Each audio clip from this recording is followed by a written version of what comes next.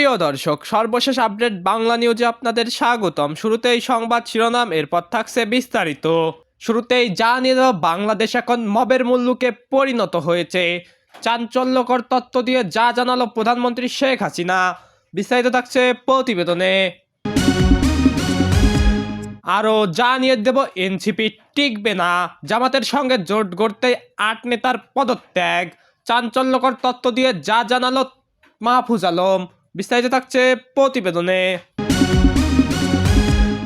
আরও জানিয়ে দেব, মুক্তিযুদ্ধের বাংলাদেশকে ধ্বংস করে এখন তারেকের পা চাচ্ছেন মতি মাহফুজ। বিস্তারিত থাকছে প্রতিবেদনে। আরও জানিয়ে দেব, সরোয়ার তুষারের ভয়াবহ দুর্নীতি ফাঁস। উচ্চ মাধ্যমিক পাশে বাৎসরিক আয় ৩.৫ লাখ টাকা। বিস্তারিত থাকছে প্রতিবেদনে।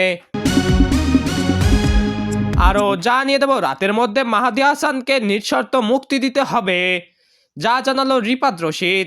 বিস্তারিত থাকছে প্রতিবেদনে। সুপ্রিয় দর্শক, এতক্ষণ শুনছিলেন সংবাদ শিরোনাম, এখন শুনবেন বিস্তারিত। তার আগে ভিডিওটি ভালো লাগলে এবং সর্বশেষ আপডেট নিউজ পেতে চ্যানেলটি সাবস্ক্রাইব করুন। ধন্যবাদ। ৫ আগস্টের পর থেকে বাংলাদেশে যা ঘটেছে তা দেখে যে কারো মনে প্রশ্ন জাগা স্বাভাবিক। একটি দেশ কি এভাবে চলতে পারে, যেখানে মবের হাতে মানুষ মরছে প্রতিদিন, চুরির সন্দেহে পিটিয়ে হত্যা, ধর্ম অবমাননার অভিযোগে লাশ পোড়ানো, নারীদের প্রকাশ্যে লাঞ্ছিত করা, এসব কি কোনো সভ্য সমাজের চিত্র হতে পারে?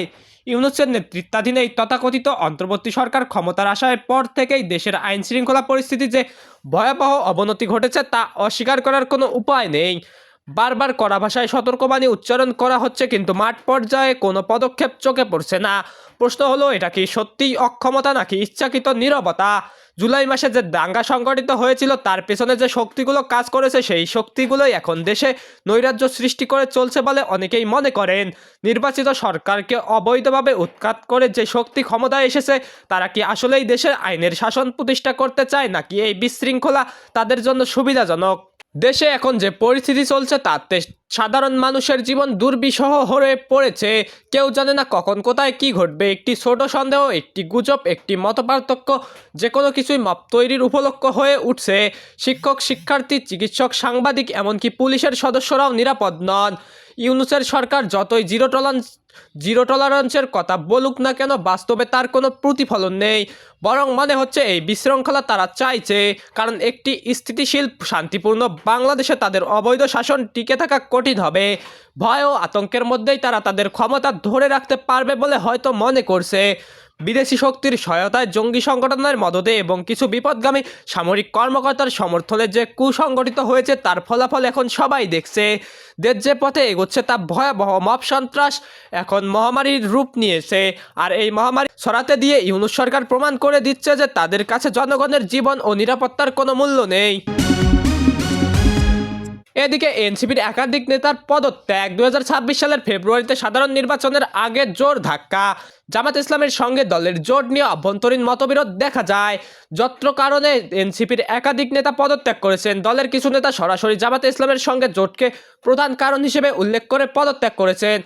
এক সপ্তাহেরও কম সময়ের মধ্যে 7 জন সিনিয়র এনসিপি নেতা আনুষ্ঠানিকভাবে পদত্যাগ করেছেন, যার মধ্যে রয়েছেন তাসনিম জারা সিনিয়র যুগ্ম সদস্য সচিব, আরিফ সোহেল যুগ্ম সদস্য সচিব, মীর আশরাফুল হক যুগ্ম সদস্য সচিব, আজাদ খান ভাসানী কৃষক উইংয়ের প্রধান সমন্বয়কারী, মোহাম্মদ আবুল কাশেম ফেনী 3 আসন মনোনয়ন প্রত্যাশী, খালেদ সাইফুল্লাহ যুগ্ম আহ্বায়ক ও অন্যান্যরা। আরেকজন বরিষ্ঠ নেতা খান মোহাম্মদ মুরসালিন যৌথ প্রধান সমন্বয়কারী পদত্যাগ করেছেন, যার ফলে পদত্যাগের সংখ্যা কমপক্ষে 8 জনের দাঁড়িয়েছে।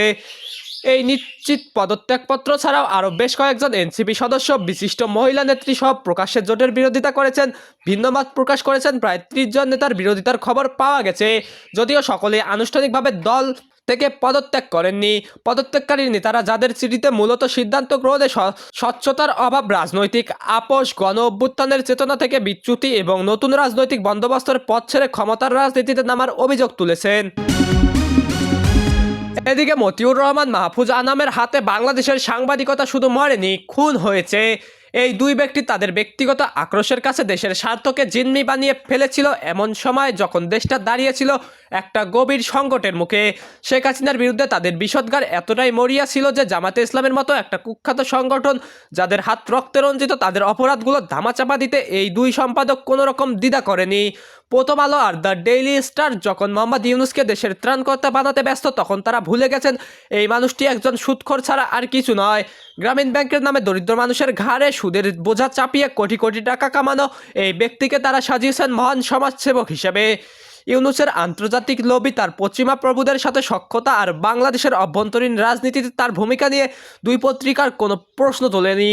কারণটা পরিষ্কার, ইউনূস ছিলেন তাদের হাতিয়ার, শেখ হাসিনাকে টেনে নামানোর একটা মাধ্যম। মতিউর রহমান আর মাহফুজা নাম হয়তো ভাবছেন তারা জিতে গেছেন, আর হয়তো নিজেদের বলছেন যে তারা একটা স্বৈর শাসন থেকে দেশকে মুক্ত করেছেন, কিন্তু ইতিহাস তাদের বিচার করবে ভিন্নভাবে। ইতিহাস মনে রাখবে যে এই দুই ব্যক্তি তাদের ব্যক্তিগত ক্ষোভ মেটাতে গিয়ে এবং বিএনপির মতো একটা কুখ্যাত সংগঠনকে ক্ষমতার কাছাকাছি নিয়ে এসেছেন। ইতিহাস মনে রাখবে যে তারা মোহাম্মদ ইউনূসের মতো একজন সুদখোর মহাজনকে দেশের নেতা বানাতে সাহায্য করেছেন। ইতিহাস মনে রাখবে যে তারা সাংবাদিকতাকে ব্যবহার করে দেশদ্রোহিতার হাতিয়ার হিসাবে। বাংলাদেশ আজ যে সংকটের মধ্যে আছে তার জন্য মতিউর রহমান আর মাহফুজা নাম সরাসরি দায়ী। তারা নিজেদের কলম বিক্রি করেছেন, নিজেদের বিবেক বিক্রি করেছেন, আর শেষ পর্যন্ত নিজেদের দেশকে বিক্রি করে দিয়েছেন। প্রথম আলো আর দ্য ডেইলি স্টার আজ আর সংবাদপত্র নয়, এগুলো হয়ে গেছে প্রোপাগান্ডা মেশিন। এদের সম্পাদকীয় নীতি নির্ধারিত হয় ব্যক্তিগত আক্রোশ আর রাজনৈতিক স্বার্থ দিয়ে, সত্য বা দেশের স্বার্থ দিয়ে নয়। এদিকে ত্রয়োদশ জাতীয় সংসদ নির্বাচনের হলফনামায় উঠে এসেছে এক চমকপ্রদ তথ্য। নরসিংদী 2 আসন থেকে নির্বাচনে অংশ নিতে যাওয়া জাতীয় নাগরিক পার্টির যুগ্ম আহ্বায়ক মোহাম্মদ গোলাম সরোয়ার তুষার নিজেকে লেখক হিসেবে পরিচয় দিয়েছেন। তবে তার নিজের কোনো প্রকাশিত বই না থাকলেও পেশাগত আয় হিসেবে বাৎসরিক 3,40,000 টাকা দেখিয়েছেন তিনি। হলফনামায় দেওয়া তথ্য অনুযায়ী সরোয়ার তুষারের সর্বোচ্চ শিক্ষাগত যোগ্যতা উচ্চ মাধ্যমিক পাস। যদিও সংসদীয় আরপিও অনুযায়ী সংসদ সদস্য পদে প্রার্থী হওয়ার জন্য ন্যূনতম স্নাতক বা সমমানের ডিগ্রি থাকা আবশ্যক, কিন্তু তুষার এইচএসসি পাস হওয়া সত্ত্বেও তার মনোনয়নপত্র বৈধ ঘোষণা করায় স্থানীয় রাজনৈতিক মহলে নানা প্রশ্নের সৃষ্টি হয়েছে। পেশায় নিজেকে লেখক হিসেবে উল্লেখ করে তুষার বছরে 3,40,000 টাকা আয় করেন বলে জানিয়েছেন। তার হাতে নগদ 3 লাখ টাকা রয়েছে এবং আয়কর রিটার্নে তার মোট সম্পদের পরিমাণ দেখানো হয়েছে 2,20,000 টাকা। কৌতূহল উদ্দীপক বিষয় হলো, নিজেকে পেশাদার লেখক হিসেবে পরিচয় দিলেও তার কোনো বই বাজারে আছে কি না সে বিষয়ে কোনো তথ্য পাওয়া যায়নি। এছাড়া হলফনামায় নির্দিষ্ট কলামে তার নামে কোনো স্থাবর বা অস্থাবর সম্পদের পরিমাণ উল্লেখ করা হয়নি। বৃহস্পতিবার নরসিংদী জেলা প্রশাসক ও জেলা রিটার্নিং কর্মকর্তা আনোয়ার হোসেন মনোনয়নপত্র যাচাই বাছাই শেষে সরোয়ার তুষারের মনোনয়নপত্র বৈধ ঘোষণা করেন।